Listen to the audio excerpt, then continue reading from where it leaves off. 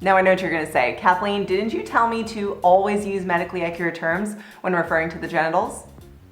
Yes, I did. This video is for parents who have already been using medically accurate terms for the genitals all throughout the baby, toddler, and primary age years. Because here's the thing, in order to stop using medically accurate terms for the genitals, you had to have first started. If you are currently a parent of a baby, toddler, or primary age kid, definitely become comfortable saying penis, vagina, vulva, scrotum, testicles, anus, nipples, and breasts. Use the medically accurate terms so your kid knows what body part it refers to. Not only will it make talking about sex much smoother later on, but it will also give them the knowledge and verbiage to talk about their body with you, a doctor, or anybody else as it refers to health and safety. My kids are in the primary age and can clearly articulate when something hurts or is not okay on their body because we've been using medically accurate terms since toddlerhood. But I'm preparing for parenting in the next phase of childhood, the intermediate age, ages 7, 8, and 9. During these years, my kids will start to spend more time away from me, at school, extracurriculars, and with their friends. They'll start to become more aware of pop culture as well through music, ads, TVs, and movies, as well as starting to read things on their own. They will most definitely come across slang terms for the body parts. So parents, it's okay to start introducing and using slang terms for the body parts. Let me give you an example. I'm Kathleen and I make videos for parents on how to have the modern day sex talks. A friend of mine was wearing a shirt that said, "Save the boobies," and my daughter read the shirt, but she didn't ask me what's boobies. So I asked her, I said, "Do you know what boobies refers to?" And she said, "It means breasts, right?" I praised her, said, "Very good, that's exactly what it means." But then with a confused look, she looked at me and said, "But why save them?" I used this teachable moment to talk about breast cancer, in an age-appropriate way of course, and then slang terms. I explained that boobies refers to breasts, and at some point in time, people collectively understood that when someone says boobies, they are referring to breasts. Then I asked her if she had heard slang terms for other body parts. She said no, so I told her that I've heard something. I've heard some folks use the term willy when referring to someone's penis. And she said, "Oh yeah, I've heard Xander say that."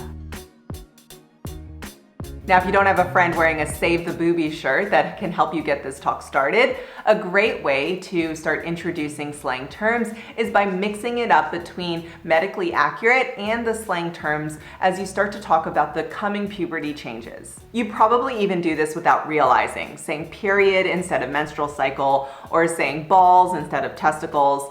You just gotta take the time to explain it.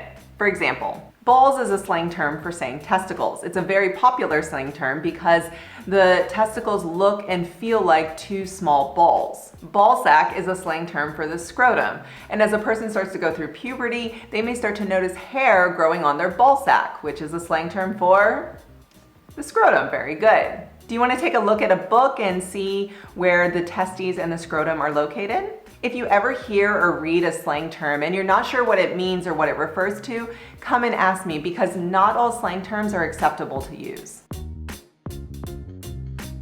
As your kid gets closer to the middle school age, it's a good time to remind them that not all slang terms are appropriate to use. Some slang terms for the body parts are considered vulgar or extremely inappropriate to use. Clearly, I'm not going to say those terms here, but it's good to let them know that using the medically accurate terms for the body parts is always a safe bet.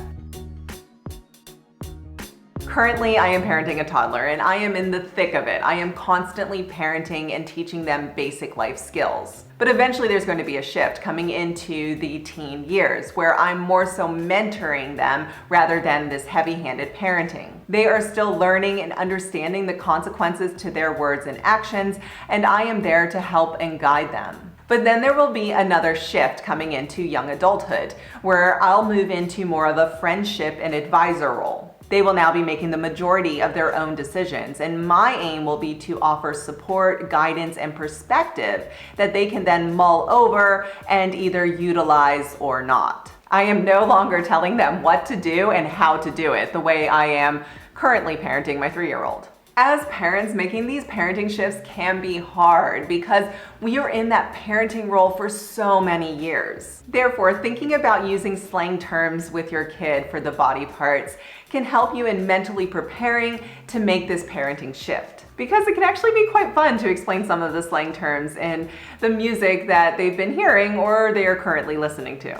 Parents, as a sex ed expert, I am telling you that it is okay to stop using medically accurate terms for the genitals because you have been using medically accurate terms for a number of years, right?